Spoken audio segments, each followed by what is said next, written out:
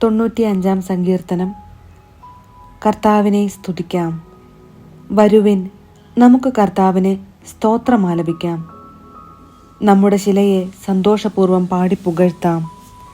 കൃതജ്ഞതാ സ്തോത്രത്തോടെ അവിടുത്തെ സന്നിധിയിൽ ചെല്ലാം. ആനന്ദത്തോടെ സ്തുതിഗീതങ്ങൾ ആലപിക്കാം. എന്നാൽ കർത്താവ് ഉന്നതനായ ദൈവമാണ്, എല്ലാ ദേവന്മാർക്കും അധിപനായ രാജാവാണ്. ഭൂമിയുടെ അഗാധ തലങ്ങൾ അവിടുത്തെ കയ്യിലാണ്. പർവ്വതശൃംഗങ്ങളും അവിടുത്തേതാണ്. സമുദ്രം അവിടുത്തേതാണ്. അവിടുന്നാണ് അത് നിർമ്മിച്ചത്. ഉണങ്ങിയ കരയെയും അവിടുന്നാണ് മെനഞ്ഞെടുത്തത്. വരുവിൻ, നമുക്ക് കുമ്പിട്ട് ആരാധിക്കാം.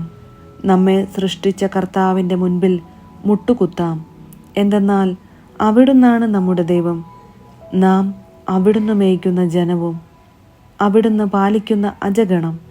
നിങ്ങൾ ഇന്ന് അവിടുത്തെ സ്വരം ശ്രവിച്ചിരുന്നെങ്കിൽ, മെരീബായിൽ മരുഭൂമിയിലെ മാസായിൽ ചെയ്തതുപോലെ നിങ്ങൾ ഹൃദയം കഠിനമാക്കരുത്.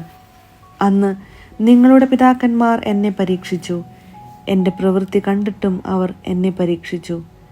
40 സംവത്സരം ആ തലമുറയോട് എനിക്ക് നീരസം തോന്നി. വഴി പിഴയ്ക്കുന്ന ഹൃദയത്തോടു കൂടിയ ജനമാണിത്. എൻ്റെ വഴികളെ അവർ ആദരിക്കുന്നില്ല എന്ന് ഞാൻ പറഞ്ഞു.